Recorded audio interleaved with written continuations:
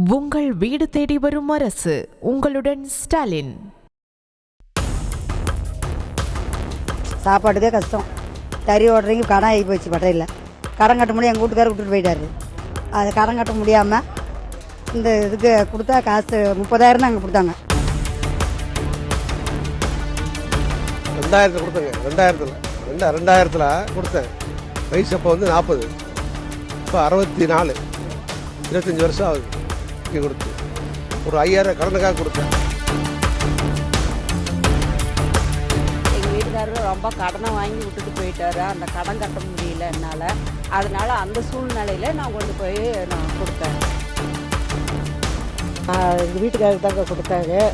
அது கடன் தொல்லை தாங்க முடியாத கிட்னி கொடுத்தாங்க.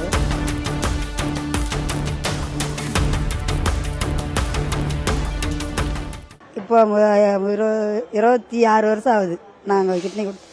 26 வருஷம். எனக்கு 21 வயசில் நான் கொடுத்தேன். அப்போ கஷ்டங்க. சாப்பாட்டுக்கே கஷ்டம். தறி ஓடுறீங்க கடன் ஆகி போச்சு. பட்டையில் கடன் கட்ட முடியும். எங்கள் வீட்டுக்காரர் விட்டுட்டு போயிட்டாரு. அது கடன் கட்ட முடியாமல் இந்த இதுக்கு கொடுத்தா காசு 30,000 தான் அங்கே கொடுத்தாங்க. 30,000 பேசி எங்களுக்கு கைக்கு 20, 25,000 தான் கொடுத்தாங்க. பட்டறை கடன் கட்ட முடியாத இந்த வேலைக்கு நாங்கள் போனோம். எந்த ஹாஸ்பிட்டலில் கொடுத்தீங்க? எந்த ஊருக்கா? பெங்களூருங்க. நாங்கள் கொடுத்தது கேரளாங்க. கேரளாவில். எப்போ கொடுத்தீங்க? நாங்கள் இப்போ கொடுத்து 20 வருஷம் இருக்குங்க. அப்போ 30 ரூபாங்க. வெறும் 30,000ங்க. யாருமே கூட்டிகிட்டு போகலைங்க. நாங்களாக போனோமுங்க. நாங்களாக போய் கேரளாவில் போய் கேட்டோமுங்க. கடன் பிரச்சனை ஒரு 50,000 இருந்ததுங்க. அந்த 50,000த்துக்கோசரம் போட 30,000 தான் வாங்கிட்டு வந்து கட்டணுமுங்க. அப்போல்லாம் ஆதார் கார்டு இருந்துச்சு என்னமோ தெரியலைங்க. அப்போல்லாம் இல்லைங்க. அப்போ எல்லாம் மறந்து போச்சுங்க. என்னமோ என்னமோ பாலக்காடு கோழியாடு என்னமோ ஊர் சொன்னாங்க. இது கொடுத்து இப்போ 20 வருஷம் ஆயிடுச்சு. கோயம்புத்தூர் அரந்து.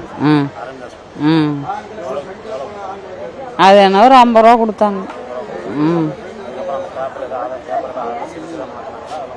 எதுவுமே மாத்துறீங்க. எதுவுமே கொடுக்குறீங்க. நான் கொடுத்து ஒரு 30 வருஷம் ஆகுது. 30 வருஷம் ஆகுது. எந்த ஹாஸ்பிட்டலில் கொடுத்தீங்க? கோவை மெடிக்கலில். கோவை மெடிக்கலில். எவ்வளோ கொடுத்தாங்க உங்களுக்கு அமௌண்ட்? எங்களுக்கு 45 ரூபா கொடுத்தாங்க. 45,000 கொடுத்தாங்க. எதுக்காக நீங்கள் கிட்னி கொடுத்தீங்க? அப்போ கொஞ்சம் ரொம்ப கஷ்டம். எங்கள் வீட்டுக்காரர் விட்டுட்டு போயிட்டாரு. நான் 2 பசங்களை வச்சிருந்தேன். சின்ன சின்ன பசங்க 2 பசங்க. அதை காப்பாற்ற முடியல.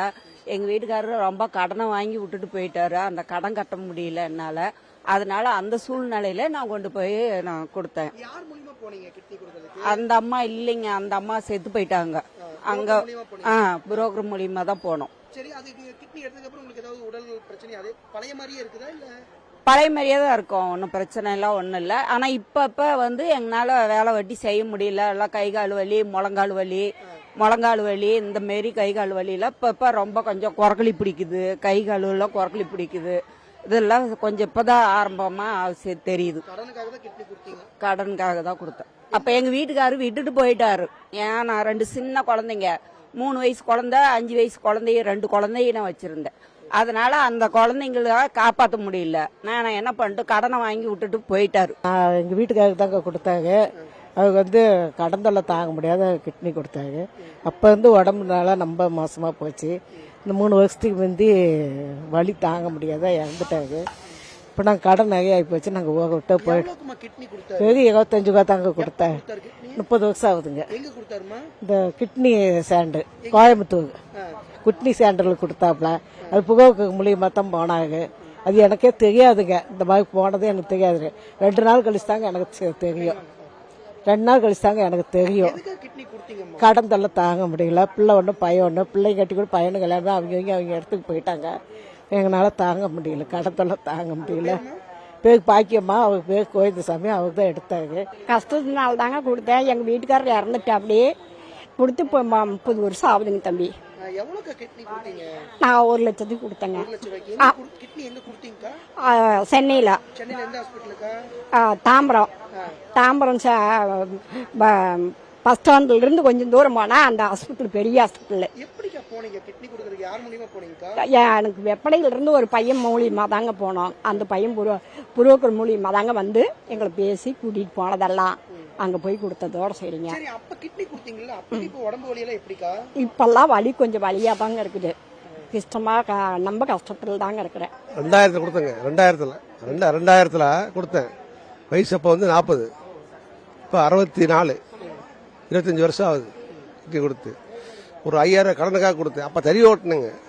தறி ஓட்ட கூலி கிடையாது. தறினாலும் ஒரு 200 300 கூலி. அப்போது கடை 5000 கடனுக்காக நான் கொடுத்தேன். கோயம்புத்தூரில் கோயம்புத்தூர் எந்த ஹாஸ்பிட்டல்ல? Kidney centre. இப்ப என்ன கிட்னி சென்டர் இருக்குதா? தெரியல. நான் கொடுத்து 25 வருஷம் ஆகுது. சரி, அப்ப கிட்னி கொடுத்தீங்கல்ல, அப்ப இருந்த உடம்புக்கு இப்ப எப்படி உடம்பு இருக்குது? அப்போ ஓரளவுக்கு இருந்தது. இப்போ என்ன ஆகி போச்சுன்னா 2-3 வருஷமா இந்த வாதம் இருந்துச்சு.